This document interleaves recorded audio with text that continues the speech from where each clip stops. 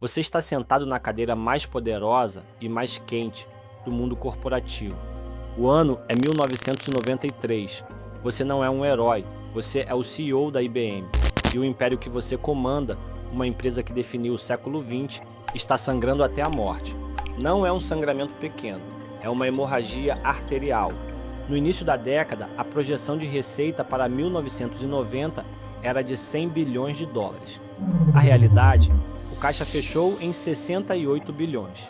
32 bilhões de dólares evaporaram da noite para o dia. Laboratórios de ponta que custaram dezenas de milhões são construídos e desativados num piscar de olhos, desperdiçando fortunas. A confiança dos seus clientes? Destruída. A empresa quebrou sua promessa sagrada de segurança quando trocou décadas de estabilidade por decisões desesperadas de curto prazo. Você olha pela janela do seu escritório e vê o inimigo, a Microsoft. O Windows New Technology, mais conhecido como Windows NT, está dominando o mundo. Eles são rápidos. Você é um gigante cambaleante. Lou Gerstner, o homem que assumiu esse caos, disse a frase que assombraria o Vale do Silício. A IBM estava executando a última grande jogada proprietária da indústria. Mas, e se houvesse uma saída? E se para salvar o maior monopólio da história, você tivesse que se aliar aos seus inimigos ideológicos? E se a arma para matar a Microsoft não fosse um software que você criou, mas um que você pudesse controlar sem ninguém perceber? Entre 1998 e 2019, a IBM tentou transformar o Linux em um braço da sua operação, e quase conseguiu. Essa história, desconhecida por muitos, revela como eles tentaram sequestrar o movimento de software livre sem disparar um tiro, mas com bilhões de dólares e uma estratégia meticulosamente executada. Eu sou o Bobo, e esta é a história de como uma gigante quase sequestrou a internet e por que eles falharam.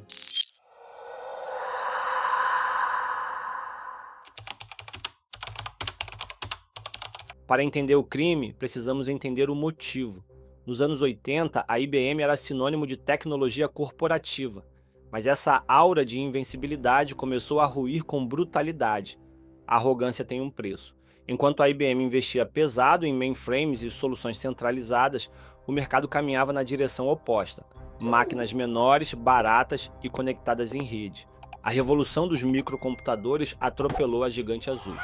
A Apple, e principalmente a Microsoft, avançavam com força. O Windows NT tornava-se rapidamente o sistema dominante, representando uma ameaça direta ao coração da IBM. A empresa estava em pânico. A transição do modelo de aluguel para a venda de equipamentos, feita apenas para gerar caixa rápido, quebrou o vínculo de confiança com os clientes. A promessa de estabilidade foi substituída por decisões agressivas e erráticas. Foi nesse contexto de desespero estratégico que surgiu uma ideia radical. Se o futuro estava no software livre, por que não abraçá-lo? Ou melhor, por que não dominá-lo sem parecer que estava fazendo isso? O Linux, na época, era visto como um experimento acadêmico, mantido por voluntários e idealistas. Mas sua arquitetura robusta representava um risco real para o modelo proprietário da Microsoft. A IBM olhou para o Linux e não viu liberdade, viu uma brecha. Se não podiam vencer a Microsoft com software proprietário, talvez pudessem usar o software livre como arma, uma oportunidade de ouro para virar o jogo, desde que conseguissem moldar o Linux aos seus interesses corporativos. O que eu vou te contar agora é a parte que os livros de história da tecnologia costumam ignorar. É fácil pensar na IBM como a vovó da tecnologia que apenas apoiou o Linux por bondade. Não seja ingênuo. Isso não foi caridade, isso foi uma operação de guerra. A ideia era infiltrar-se na comunidade open source, assumir o controle técnico e simbólico e transformá-lo num sistema dependente da infraestrutura IBM. E o pior, fazer tudo isso com o apoio aparente da própria comunidade. Fique comigo agora, porque vamos entrar na fase da infiltração. É aqui que o dinheiro começa a trocar de mãos e os ideais começam a ser vendidos. Setembro de 1998. A IBM inicia o que chamou de Iniciativa Linux. Não houve fogos de artifício, foi um movimento discreto. A primeira etapa foi estruturar o Open Source Program Office. Em paralelo, executivos passaram a frequentar conferências Linux com intenções reais de mapear a comunidade. Eles criaram o Linux Technology Center. O slogan era bonito: tornar o Linux pronto para empresas. A realidade escondia a estratégia de tornar o sistema dependente de sua infraestrutura. A justificativa oficial era apoio ao open source, mas internamente a ideia era tripla. Primeiro, drenar recursos da Microsoft. Segundo, criar dependência técnica através de 1.500 desenvolvedores focados no kernel. Terceiro, vender uma solução integrada de Linux mais servidores IBM. Eles precisavam vender isso para o público. Lançaram a campanha Peace Love Linux. Usaram ícones da contracultura para associar a IBM à liberdade digital. No Super Bowl de 2003, um comercial com um menino em uma sala branca simbolizava o novo Linux, domesticado, pronto para o mercado corporativo. A campanha foi tão manipuladora que analistas a consideraram potencialmente ilegal. Eles vendiam a imagem de salvadores enquanto construíam as correntes. Mas todo plano de dominação precisa de um inimigo para que o vilão pareça um herói, e a IBM encontrou esse inimigo em 2003, a The SCO Group. A SCO processou a IBM acusando a empresa de inserir código Unix no Linux. Foi um ataque nuclear. A IBM respondeu se posicionando como a defensora do movimento open source. O processo durou quase 20 anos, destruindo a The SCO Group e consolidando a imagem da IBM como protetora do Linux. A comunidade aplaudiu. A IBM nos salvou, eles disseram. Mas a verdade é mais fria. Ao destruir a Desco Group, a IBM estava apenas protegendo seu investimento bilionário. Mas espere, para entender por que a IBM gastaria tanto dinheiro e tempo em advogados, você precisa entender o que eles viram quando abriram o capô do Linux. Eles não viram apenas código, eles viram um monstro que se recusava a morrer. Nos anos 90, a teoria acadêmica dizia que o Linux deveria ter falhado. A Microsoft apostava tudo no Windows NT, construído sobre uma arquitetura moderna e modular. A promessa era organização e controle. O Linux era o oposto. Era um kernel monolítico. Para os puristas, aquilo era uma bagunça. Um dinossauro arquitetônico. Mas na prática, no mundo real dos servidores fervendo a 80 graus, o dinossauro era mais rápido. Brutalmente mais rápido. A IBM, com seus laboratórios de ponta sendo fechados e reabertos, percebeu algo aterrorizante. Eles não conseguiam competir com a velocidade da colmeia. Enquanto a Microsoft tinha centenas de programadores pagos, o Linux tinha milhares de voluntários trabalhando de madrugada, movidos a cafeína e ódio ao sistema proprietário. Se aparecia um bug no Windows, você esperava meses por uma atualização. Se aparecia um bug no Linux, alguém na Finlândia ou no Brasil corrigia em 2 horas. A IBM fez as contas. Eles perceberam que tentar construir um sistema operacional do zero para vencer a Microsoft seria suicídio financeiro. A receita já tinha caído para 68 bilhões. Eles não tinham margem para erro. Então, eles tomaram a decisão técnica mais inteligente da década. Se você não pode vencer a colmeia, tente controlar a rainha. Eu disse, tente. Lembra dos 1.500 desenvolvedores que a IBM colocou para trabalhar no kernel?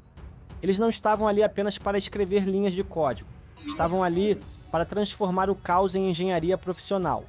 Eles pegaram aquela energia anárquica dos hackers e inseriram disciplina corporativa.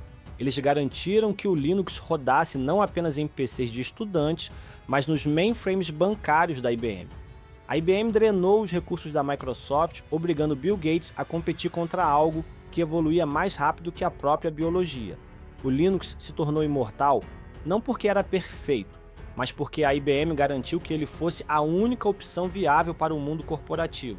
É aquela velha história, se você não pode com eles, junte-se a eles.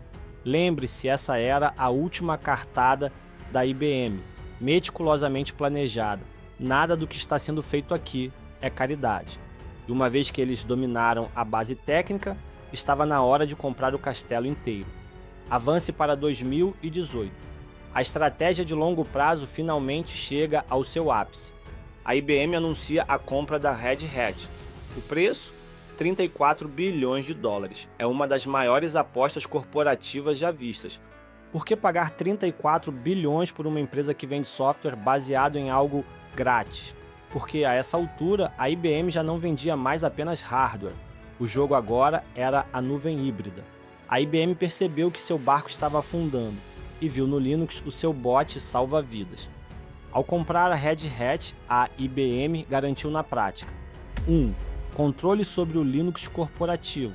2. Domínio do Kubernetes via OpenShift. 3. Acesso a parcerias com AWS, Google e Microsoft. 4. Eliminação da concorrência direta. O plano funcionou. A IBM gerou mais de 19 bilhões em receita de cloud e eliminou rivais. A comunidade, que antes via a IBM como um monstro, passou a enxergá-la como aliada. O Linux, antes território livre, virou o campo de batalha silencioso de uma guerra bilionária. A IBM venceu? Sim e não. A IBM não tentou dominar o Linux, tentou domesticá-lo. O Linux aceitou a ajuda, mas nunca a coleira. A IBM, através do Red Hat, conseguiu se salvar e transformou o sistema em uma plataforma de pesquisa e desenvolvimento altamente lucrativa. Ganhou dinheiro, eliminou concorrentes e moldou a narrativa. Mas não conquistou o controle total. A comunidade resistiu. Linus Torvalds e a licença GPL mantiveram a independência do kernel. Distros como Ubuntu e Debian escaparam do controle. Gigantes como Google, Amazon e Meta construíram seus próprios ecossistemas baseados em Linux. Em Wall Street é assim: grandes empresas dão a mão para salvar o braço, e foi isso que a IBM fez. A lição que fica é brutal: quando a liberdade vira produto, o preço é sempre alto.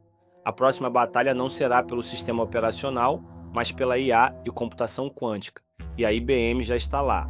Afinal, quem está moldando o futuro da tecnologia agora, enquanto todos nós olhamos distraídos para a inteligência artificial? Caso você queira entender a verdadeira força do Linux nos dias atuais, clique agora no card na sua tela sobre o Linux oculto e surpreenda-se com o poder do Linux. Se você quer entender o jogo por trás dos códigos, se inscreva no canal. Sou o Bobo e até a próxima jogada.